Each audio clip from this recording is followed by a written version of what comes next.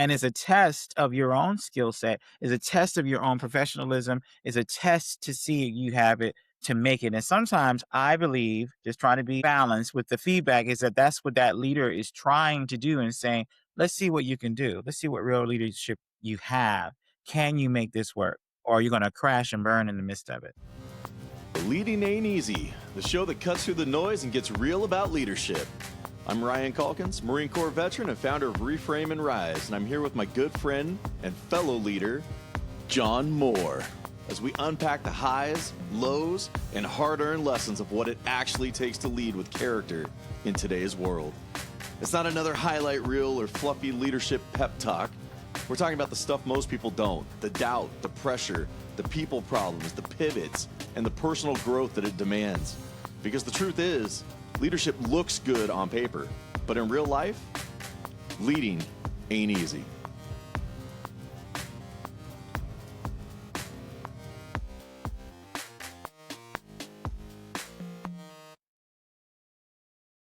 Welcome back to Leading Ain't Easy. Today, we wanted to focus on the idea of accountability without authority and how most leadership roles aren't necessarily as clean as they sound. And you're told that you own something, whether it's a project or an outcome or a result, but the inputs are scattered across teams and leaders and other priorities. And you end up still being the one that's accountable on paper, but in reality, you're trying to balance and negotiate everything.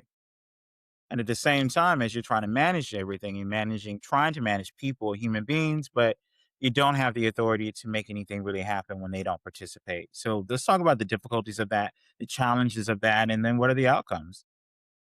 Yeah. So we talked a little bit about before we kicked the show off that both of us come from kind of a project management background, and it is a very real scenario as a project manager where you are essentially the face and the leader of this project, but you don't necessarily have control over what everybody does, right?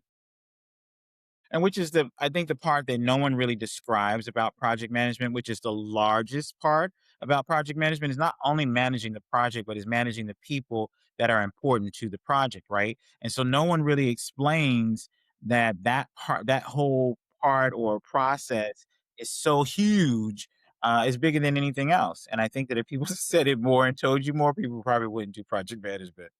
No, Yeah, they wouldn't do it.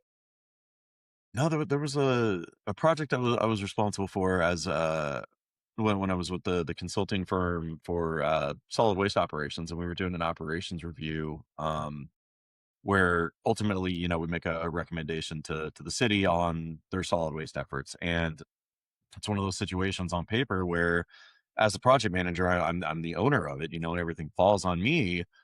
But a lot of what determined the project success wasn't necessarily in my direct control. We were at the mercy of data being provided by the city and the haulers. I didn't have direct control of the responsiveness of the staff and the people that were providing me data or trying to coordinate the site visits. I didn't control internal timelines, for my own team who had competing priorities on other projects within the firm that I worked on. But at the end of the day, again, when you go to city council, it's my name on the project. And there was a point where, I don't know, everything kind of felt like it was slipping, and some of the data was being returned late and people weren't responding to inquiries and follow-up messages on, hey, we really need to move this along. And the timelines were starting to get tighter and tighter. And I don't know, it was kind of a point where I could either, sit back and then let everything happen and say, well, the project's late, like I don't know what to do, or try to step in and, own what I could, even though it technically wasn't mine to own, if that makes sense. Well, it's funny too because as I was into that last statement about people who probably wouldn't do it if they knew they didn't have the authority. Because even in those scenarios, did you come in knowing that you weren't going to have the authority to be successful on the back end of that project? I think in any project you go to, there's some degree of understanding that you are at the mercy of other people, providing certain things that in order for you to be able to move the project forward. And at least in the work that I did, there was always a component where I was receiving data from two parties. And there were times early in my career where I would sit and wait, and I'd be like, "Oh, well, I've got data though to wait for." So when there was an update, it's like, "Oh, well, I still haven't been provided this data." And the CEO, when I started at that company, who was a really great guy, to work for and gave me a ton of counsel, he told me, he's like, the worst thing you can do is sit there and wait for it. Like, if you know something's going to be late, like, get ahead of it, report to whoever, to the city. It's like, I'm waiting for this on the hauler. It should be here in 2 weeks, but provide updates. Don't wait for them to come to you, because then you're the one sitting there with the egg on your face when the project is late, or whatever it is. At the end of the day, if I'm not getting the stuff that I need from a hauler who's not my direct client, it's my responsibility to the client not to sit and wait for the hauler, right? So is that with the intent of exploring, actual looking like, doing the lead component, but not having the hierarchy support? This is something that you just come into it, you're gonna figure out, you're gonna be proactive, you're gonna approach things in the best way you can? Or are you really, like your boss is saying, don't wait? Which one is the best approach to it? Because especially if you're dealing with something you not having experience with, right? Don't you wanna get some direction versus just going out and doing it your own way? Well, so the instance that I'm talking about, it's a thing that we are contracted for by the city. Like, the city is paying us to conduct this. So there is leverage there in terms of leaning on the client to help push things forward, because at the end of the day, they brought us in. It's our project, sure, But it was a but need. we already know what the scope is. Everything's agreed upon. So when things are late, it's like you do have an ally to lean on. It's the person that's paying for the project. It's But that's funny because that's when it's an external client. But when you think of an internal client, right? Same kind of premise. Internal client, you don't have that luxury because an internal client, although they need you, let's say, i.e., training, they need training to facilitate, to also help integrate whatever, right? But by you being an internal, if you will, consultant or an entity, that same is not there. When you're an external client, they're saying, yeah, we need this. Let's go get XYZ company or consulting firm to help us. absolutely. Us, on the other hand, when you're dealing with an internal, that same dynamic isn't there.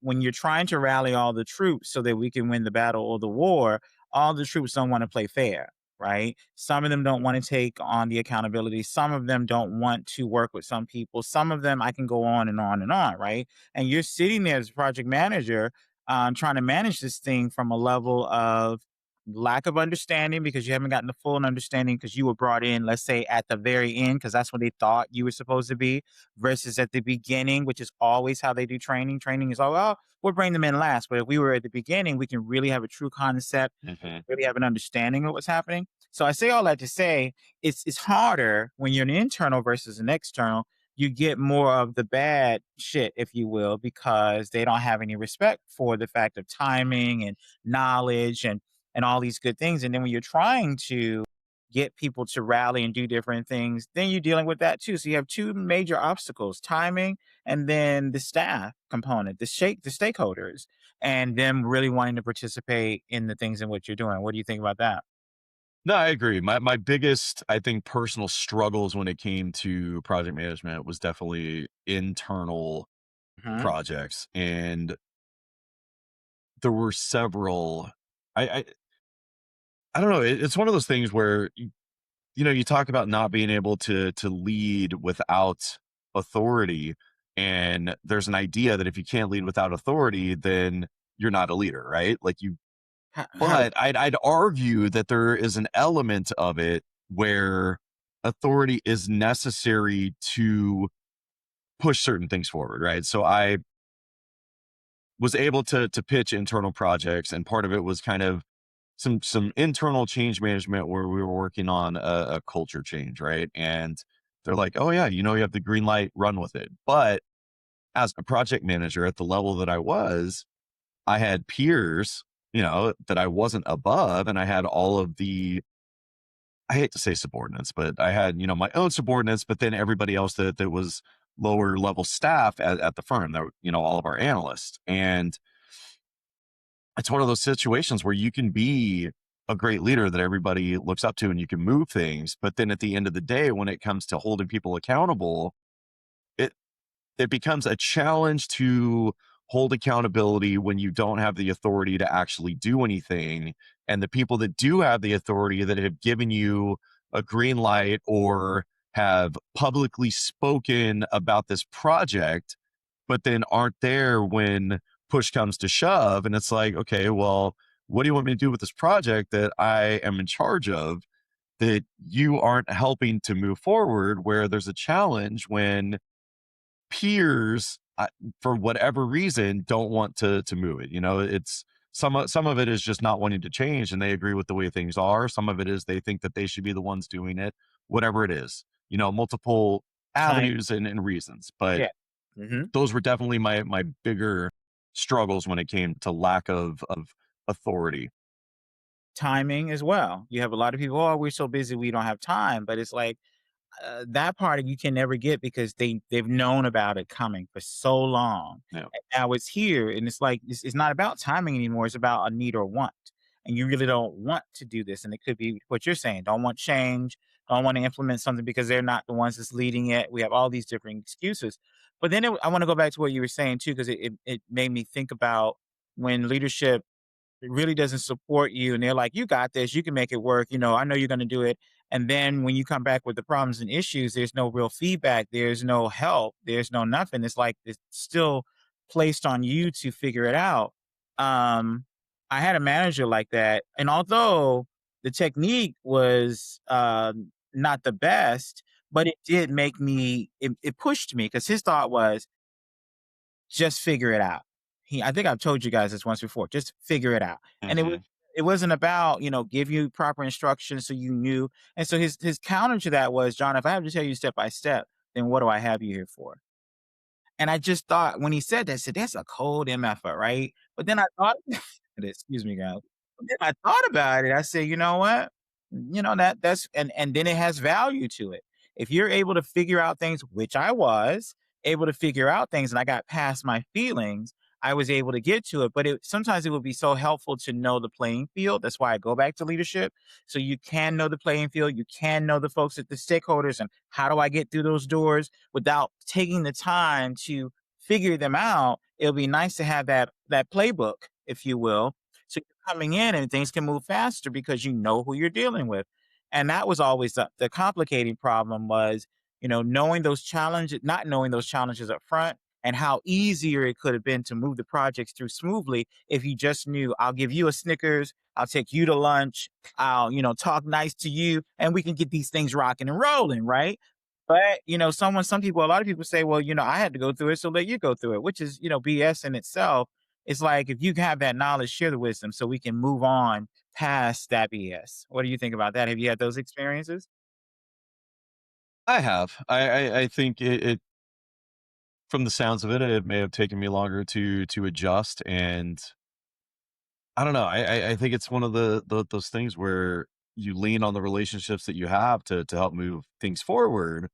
But I mean, I don't know. It was still, there were certain individuals that made things more challenging than others. And even when you move things as much as you can without having the support, or I guess the actual resources to move the needle at Hmm. a certain point, the project, it just stalls. Hmm. And then you're the one that's like, look, I did everything I can, and you try to justify it without sounding like you're, and I've never been a person that throws anybody else under the bus. Like, I own my own stuff.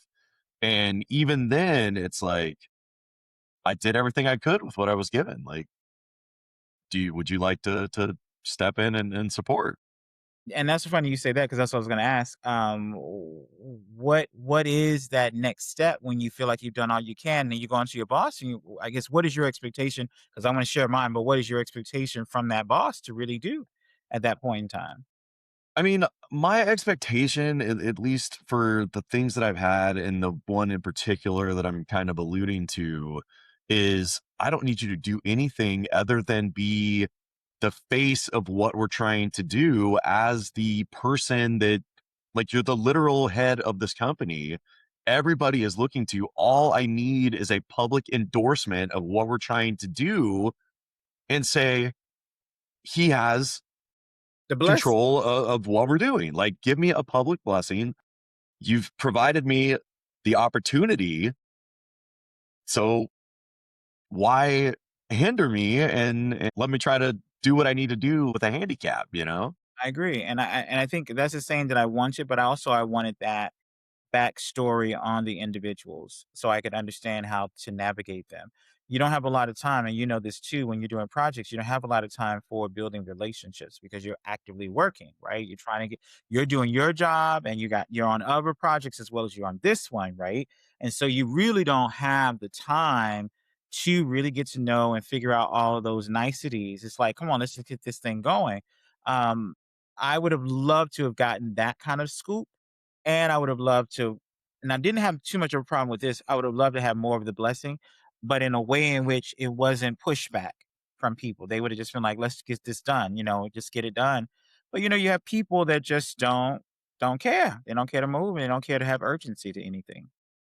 And then you're left with the bag, explaining why we haven't completed something or why something hasn't been done. To your point, I've done everything I possibly can.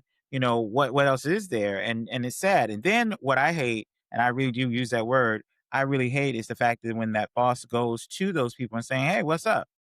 "Oh, well, we gave that to John, or we did it," and you're sitting there like, "Motherfucker, no, you didn't. You did not." You sitting there saying, "No, you didn't. I got all my stuff here. You did not."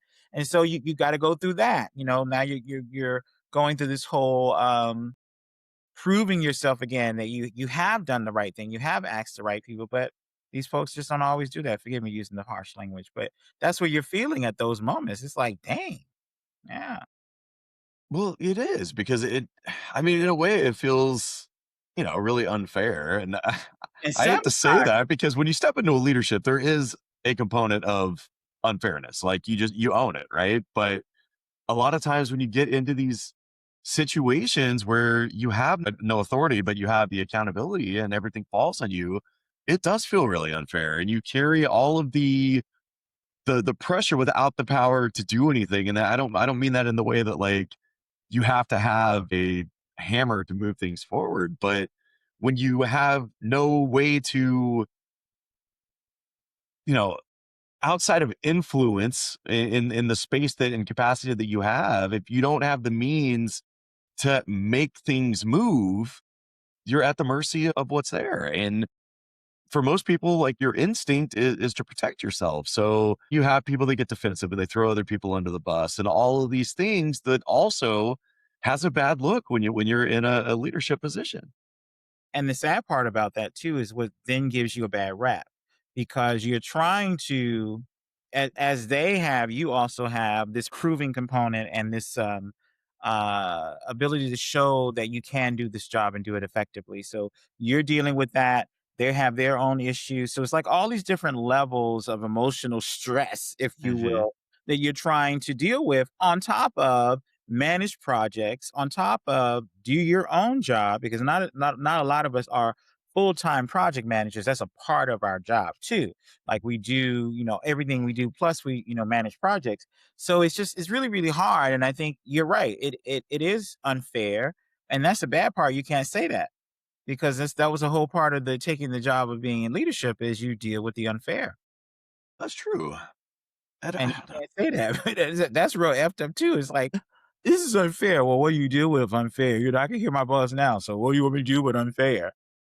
I mean, I don't know. It's just as things continue to escalate, and then you find yourself like chasing people for updates, and you're trying to over communicate to cover your butt, and all of these things that you have to do. Where it's like you can't just focus on your work because you're trying to ensure that all of these other things are moving. And even if you reach out to me, and I'm working from home or whatever, and I'm like, oh yeah, John, I'm on top of it. I haven't even touched it yet, right? Have you touched So it? you're like, oh well, he told me he's good. Mhm, mhm. Because, you want to appear like you do have everything, and 9 times out of 10 we do, but when you're dealing with, again, other people, not as an excuse, it's just real. If you have to depend on other people to give you something to make your project successful, those are the situations that I just dislike the work the most because it's just like you never can get what you need when you need it. Now, one of the philosophies, and everybody talk about, well, these are the bad things, guys. So what's the good things? Well, some of the good things are is building the relationships with people, right? And trying your best to build relationships, hopefully before we start working together in a project. So therefore, when we are working on a project, it won't take, like an act of Congress to get something from you. It won't take us, forever to get us a SME to help us with doing testing and things like that, UA testing or whatever. We find that if you try your best to manage possibly the problems and issues that you would have with your cohorts, that kind of works. It's not 100% guaranteed because everybody is not open to that. You have some people that don't want you to have access to things because they feel like you're going to know what they're doing, which baffles me. Don't we all work for the same company? But they like, oh, we don't want him all in our scoop. Don't tell him any more than just that. I've been there, done that, It's right? that false sense of job security. Oh my goodness, and you're sitting there saying, "Seriously? Is it that bad that you gotta do it like that?" It blows my mind, but you have a lot of people that have that whole pretense of holding so tight to things they don't wanna release. That's another problem we deal with in project management as well. But I would say one of the good parts, again, for our audience is that you do try to build relationships, whether during or after or before a project, because most likely you will be working with them again on a project. Because if they're the leads of those departments, if they're the ones that are always the SME, then you're going to have to deal with them. So it's just about building those relationships. What do you think about that?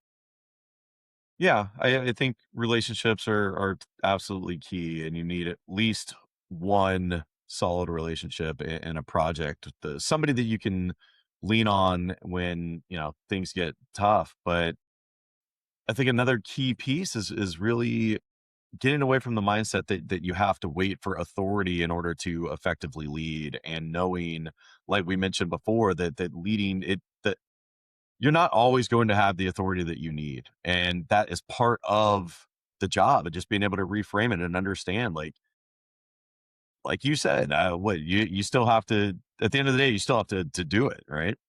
Regardless, we still have to do it. But that brings up another point too. How do you really see visually going into a project that you're not going to have the authority that you need, but you have to accomplish something at the end. You got to accomplish a goal. Well, every project has an end goal, right? And you try to best map it out as much as you can in terms of timeline and the resources and the people that you have available. And even that changes. Like, you I have never been part of a project where what you put down on paper is exactly how everything plays out. It never happens. Never. People take, sick time, they go on vacation, and whatever, data Just disappears. project changes. Go ahead. Yeah, the scope changes. I mean, whatever it is. So you have to constantly be ready to adapt. You're expecting the unexpected. You roll with the punches, and you do the best that you can to provide the best value project or product that you can. And I don't know, I talked about it. I think it was the last episode where we were talking about how I could get lost in trying to make things perfect. And at the end of the day, there is no perfect, because even when you're done, something's going to change. You look back, you're like, oh, well, I could have done this. I could have done that. There's always something more you could have done, but you don't have the time and the resources and the budget to do it. True. True. Um, you're so true on that, especially with those parameters or those things that can get in the way. Another thing that came up in my mind was thinking about mergers or acquisitions too. Like you can be in the midst of a project and then here comes a merger or acquisition, and now that's put on the back burner, or they're still push it through while they're. I mean, it's the most difficult of things when you're dealing with that. Now we're bringing in new people; they want to know about things. It's like, oh my goodness, then we're starting that project all over, and then all the questioning. Well, why do we have to do this? Well, we have a system like that. And you got to introduce their system. It's just like, what? It's the craziness behind that too. But I find that if you have a person who I think what makes a good project manager is not only one who can lead without having the authority, but is one like your boss said, having the ability to look ahead, right? Be proactive. Like my boss says as well, figure out things before, because you want to be needed and necessary. And then also relationships is what also helps us too. But I also want to put into the audience, it's not going to be easy. It's a hard one. It's not always easy to manage when you don't have that authority. It's not easy. It really, really isn't because some people bank on that. I'm gonna make people do things. I'm not in no leadership Yeah. role. I'm gonna make people do things. And you know what the boss says? Figure it out. And it's a test of your own skill set, is a test of your own professionalism, is a test to see you have it to make it. And sometimes I believe, just trying to be, balanced with the feedback, is that that's what that leader is trying to do and saying, let's see what you can do. Let's see what real leadership you have. Can you make this work? Or are you going to crash and burn in the midst of it? Yeah. I mean, I've done both. I've crashed and burned and learned from it and rose back like a Mm, phoenix. yeah. Yes. Absolutely. But do you think that that was with the positivity or the structure of seeing your success through your boss's eyes? Or do you just think that was a mishap? It just happened that way? No, I mean, I think seeing the light after the crash and burn kind of came, I don't know. I had Well, let's just say there was a crash and burn moment where it's one of those situations where it just like the frustration gets you when you can't move things forward, right? And I don't want to say you necessarily cave under the pressure, but at some point you're just kind of like, well, I guess I'm going to accept that this project isn't going to go anywhere and it's going to die. Mhm. And I don't know, being able to, I guess, go through the frustration of that dying project and not being able to revive it and essentially cutting losses or refocusing efforts elsewhere, um, was a big part of it. And then leaning on that insight to be able to adjust for future projects and change the way that I went about things and know that, there is a time to escalate or push back or fight, and you pick and choose your battles. And some hills aren't worth dying on. And if I can't get John to comply and give me what I need or whatever it is, I either adjust and figure something out with John or go somewhere else for the same information or whatever I can do and see what happens. And for me, I was thinking about the word you use, which is basically not putting someone under the bus. I think it gets to what you were just describing. I'm going to say my part. I think it gets to a point where you no longer can take on the full responsibility on your own and let the ship sink with you. No, there are other people on this ship too, right? And it's time at that point where we feel like it's really, really dying that we need to start naming names because the thing of it is that look, it's 12 people on this project, it's not just one. And one cannot be the only successful matter on this entire ship. So we got to start saying, hey guys, hey boss, I've done this. Here's my documents. You got to start putting it out there that people are not doing their roles. And however they want to rock and roll with it, they got to rock and roll with it. But I found that I would not go down with the ship, especially knowing that I've done all that I possibly could. All that I possibly could. It's time to now start naming names and saying, "Hey, I need you to get Teresa because Teresa, she never answers any of look, these are all unanswered emails. All of this is about project. None of them answer. Somebody's got to reach out to her because she's not doing her part of the project, the blah, blah, blah. I mean, you have to because it's like, if you think about it, at the end of the day, folks, it will land on you and you'll be responsible for a project that, yes, you doing your part, but the 11 others out of the 12 aren't doing theirs. And that's not your responsibility. Now, your responsibility is to try to make this sucker work. Yes, you've been doing that. You actually been doing excellent on it. But now you're at points where you no longer can cover them. You can't cover them no more. And I ain't going down with the ship. It ain't gonna be me saying I'm the one that did wrong. It's like, no, all of us did our part, but some of us didn't do the parts that we needed to get done. What are you thinking? You smiling? What you No, thinking? I was just wondering how you handled that and how you were able to document and present it if Oh, I did. Honestly, I did because usually when I'm doing project management, I'll use whatever the project management tools are. And as you know, the key indicator of project management is documentation. What you received, what was needed, timelines, all that kind of good stuff, right? And literally it's there. So it's not like you're making it up. You're showing the number of times of attempts of emails, you put that in there, whatever the framework it is, you're putting that in there. And you're saying you didn't receive any information after a period of time, 24 to 48 hours. You're documenting all those things, and those reports was your Bible approved. And so therefore I would always tell my boss if it got to those places that look, you can see what I'm doing. This is all the folks that are following up. Look, all the detail that they're following up, the attachment would be in there, everything would be there that we needed. And then you see all these other folks, no response. And so then when they're, oh, I gave that John, I gave that John, and you'll go and look and say, it's not anywhere. It's not. You didn't give us that information. So So it, was your boss receptive oh to yeah, that? he Yeah. was. He was supportive of that part because or bosses was supportive of that part because they knew the people. Mhm. That was the blessing about it all. They knew them. They worked with them before I. So they knew the folks. They knew how they worked. So that was another part. Now, if it was a new boss, now, yeah, it probably would be difficult. But I've always found through trial and error that you got to document your stuff so that therefore you won't be left behind. And if somebody feels like you put them under the bus, was not my fault. You didn't do your part. You didn't do your part. And we got documents to prove that you didn't. And then that's like last resort because I'm one that, we're all grown-ups. Nobody should be tattling on anyone. But look, if you didn't do your part, you didn't do your part. Because believe you me, if you didn't do it or I didn't do it, somebody's telling on us. Nobody's sitting there processing, think, oh, this is gonna look bad on Ryan Stanton. It's gonna look bad on John. They're like, whatever. John didn't send this in. Ryan didn't send this in. They don't care. And that's kinda a little negative, but you get to that point where it's like nobody really cares about your outcome, so you need to make sure that you put yourself in a better positioning. That's like last resort. That's not at the beginning where you come in being cutthroat.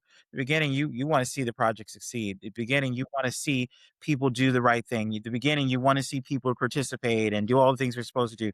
But when you're 6 months, almost 9 months into a year-long project and we're getting down to the wire of the conclusions we need, come on, what are we doing here? What are we doing, folks? So no, I have no problem at those point in times to say, hey, these are the folks that's not following up. These are people not doing their job. And then the person with the proper authority to move things Reach were out. able to step in and help you. They will reach out to their leadership. They did a proper protocol. They didn't reach out to them individually. They went to their leadership and say, hey, we need some help on these things. We're not getting the feedback that we need. They didn't go in depth as to, well, John told us. They just said, hey, we've been looking for these items. We haven't gotten them. And then they would upload the report so they could see we haven't gotten it. And then that leadership would work with that person. And then all of a sudden, pop up the whole report has everything on it. There was no more, I sent it to John already. Hell no, it wasn't. It was like, don't bullshit the bullshitters. Come on. Here's your proof. What are we doing? Right. So yeah, I agree. But it was a learning experience because it taught you to not come in all jaded or come in with these rosy eyes of, grandeur, thinking that everybody's going to be, on the same team and we're going to do this thing. No, it taught me a lot doing projects over years. I did projects for 10 years. Yeah. In many different forms of it, like from an acquisition standpoint, from a technology standpoint, to a policy standpoint. And it's just each one is differently done. And it's just like, wow, interesting. Mhm. Yeah. Yeah. No, projects are fascinating. Mhm. You really see who people really are when you're working on them. It's like, really, John? It's like, really, you see who people really are. Sad part, but it's real. Did you well, so I mean, we talked about before with the consulting experience. So most of my projects were external. The ones that I had internally, the biggest challenge that I had at the consulting firm where our work was all project based that was external, all of the priority and emphasis was placed there, which makes sense. So the ones paying the bills, et cetera, right? But when you're trying to do internal initiatives and projects, and you're struggling because people aren't placing the same level of priority on them, even though you still, as an internal manager and leader, you still have internal goals, even though you yourself have your external projects that you're working on, and so does everybody else. And it's just like when you don't have the same level of respect for the internal, I don't know how to explain it, but when you're trying to work on culture and team building, and you say that you're not even having the person in charge as the face to help move it, it's also not seen when others see that person not putting the emphasis on the internal and they're blowing it off to do other things, and they'll come in, oh, you guys should really do this. But then they go back to not doing it. Everybody sees that and they're like, well, If if they John not, doesn't care, why do I care? yeah, yeah, yeah, exactly, yeah. And that's the sad part because everyone is always watching. Someone's always paying attention, and someone's always taking notes, and someone's always looking for an excuse not to do something. And so we have to always be very mindful. We have to be very mindful, especially if we're in leadership or not in leadership on a project per se. People are watching, and they're watching your behaviors, and they're watching what's important to you and what's not important to you. Because if it ain't important to you, it's darn sure not going to be important to them. Yeah. Well, even when it's extremely important to you, Yeah, sometimes it's not important to them. yeah, because they're not vested like we are, maybe. You Yeah. know, so it's just hard. It's hard to get that buy-in, and it's hard also to figure out what moves them. And I know we're talking about projects, but I'm telling you guys out there, projects is so much more than just managing a project. You're also managing capital, you're managing people. It's just not just a project. It's an all encompassing kind of thing. It's just not one thing you're dealing with. With multiple different facets. And it's just hard sometimes. It really can be. It's just I think it's just the easiest and quickest way to discuss the topic of Yeah. Go accountability without uh, authority. authority, absolutely. And I agree with you, but it's still it's a hard one. Um Is really a hard one, but it can be done. We've, successfully seen that it can be done, but you just got to be ready for it. You can't come in with an impression that you are going to succeed just by happenstance. It takes you to figure out what is it going to be necessary. One, you just said it, and I agree with you, which is how things are presented is important to the lead or leaders of the project, uh, to the other folks that are supporting the project. Again, if you don't care to have your documentation, or if you don't have your things done in a timely fashion, then why would they? So if you're going to be a form of leadership, you have got to lead by example. Yeah, and I guess I want to add that the reason why that we were using projects as kind of the way to discuss it is because even if you don't have an official project, if you're trying to move some type of initiative, it still functions as a project. You're still trying to get buy-in and you have to have resources to do it. And you're trying to do all of the things that go into a project in an unofficial capacity.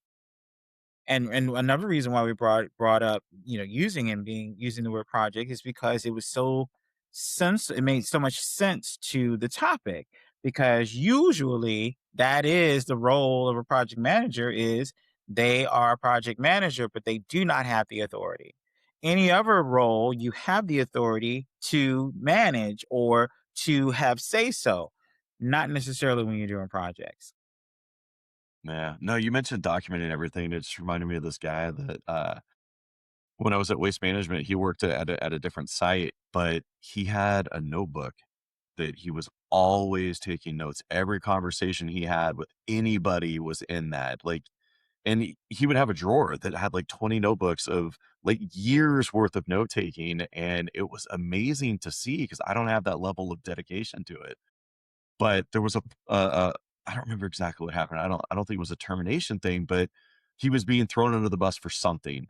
And he had every conversation he had, like, he went back to that specific thing, showed it, and HR was like, "Oh, do you have this for" oh, he's like, "Oh, I have everything. I have it all." And I mean, it was all handwritten notes, but he had everything. He And I'm got like, "God, I gotta do that." And of course I didn't, but But see, I love that you bring that up, is because he got burnt once before, he did. and he said never again. And that's why he took that initiative, because somebody lied, someone burnt, somebody did something to him. Same happened to me. Because once you get burnt, you say never again. I'm not going to be put in a situation where I cannot defend myself. And our memory is not always a defender.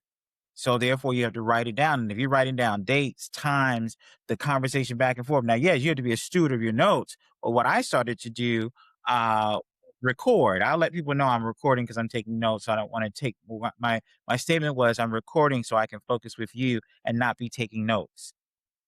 And I would have all of my notes dictated. They will all be done because you just never could trust that people would say the same thing they said to you. And it's just so sad. Yeah, but I was burnt, so I totally get him. I totally get him.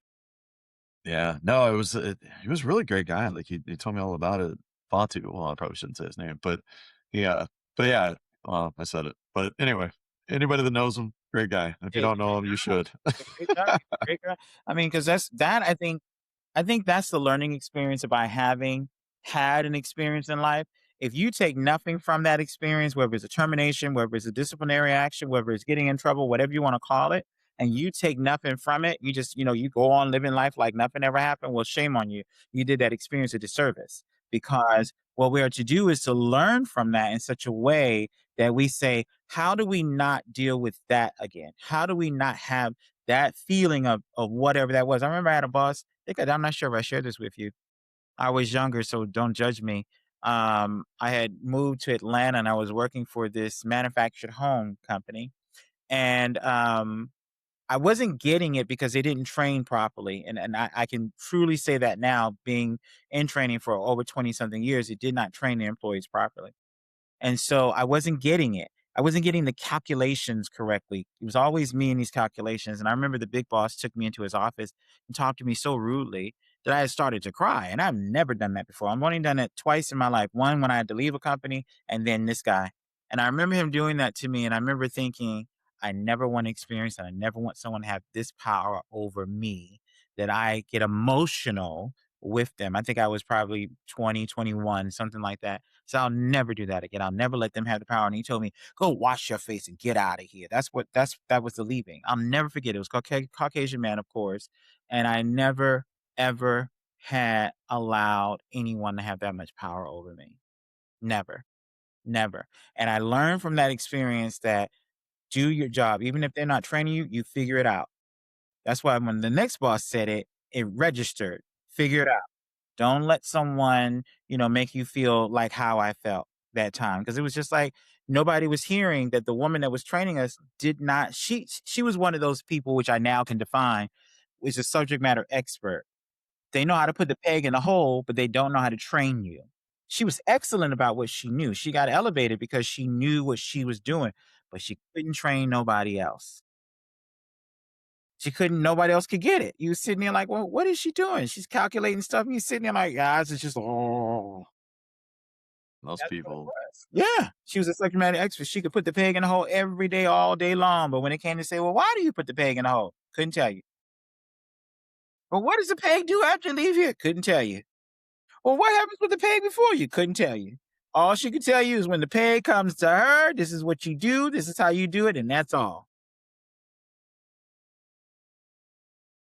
for some people, that's all you need. Yeah, but for a lot of people, it's not the true value, to be honest with you. No, I mean, but sometimes you need those employees. Like, I was always the person where it's like, "Oh, well, where does it go? Why? Why do we do that?" It's like, "Just worry about your own job." And I'm like, "Well, but I wanna know why my job matters," you know?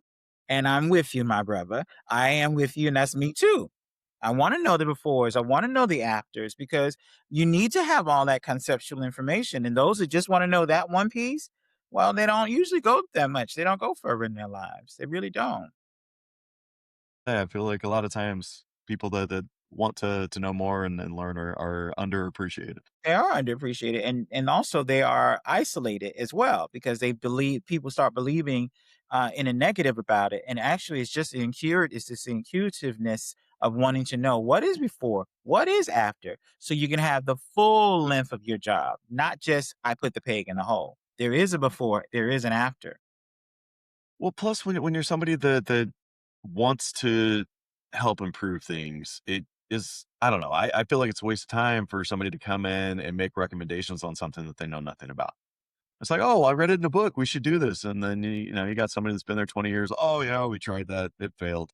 You're always going to have that person there that we tried it or failed thing. But without the context of how everything fits and has worked and the historicals and all of it that goes into it. And I hate the people that are like, well, the past doesn't matter. All we have to worry about is the future. I'm like, well, the past does kind of matter. Like, because that's what we learned from. right. Yeah, that's what we learn from. But again, to your point about people being the ones echoing, "Oh, we tried it before." A lot of the times, it goes back to a previous statement. People don't want to do something new, and especially if you are a new person that's coming in with great ideas, they're like, "Well, we don't want his ideas. Why didn't we come up with those ideas?" And you have all of that kind of foolishness going on.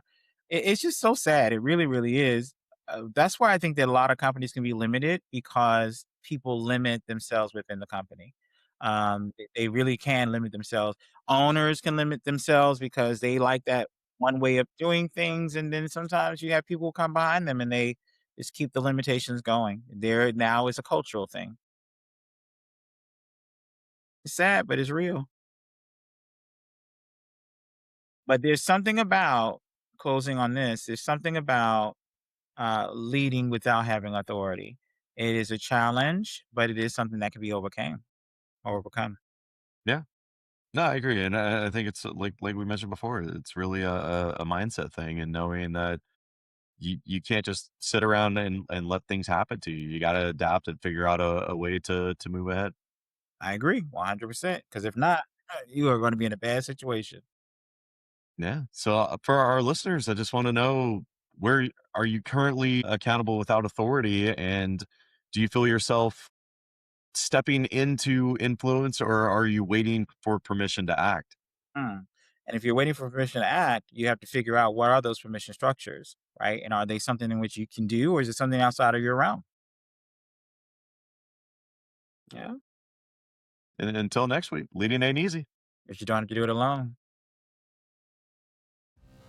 Thanks for tuning in to Leading Ain't Easy.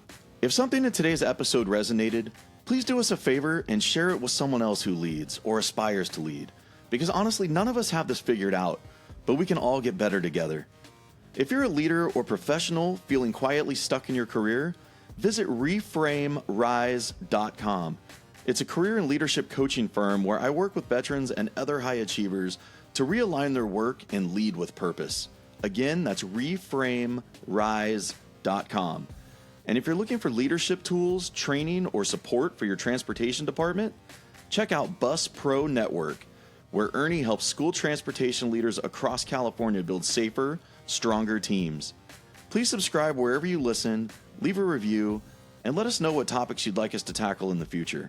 And remember, leading ain't easy, but you don't have to do it alone.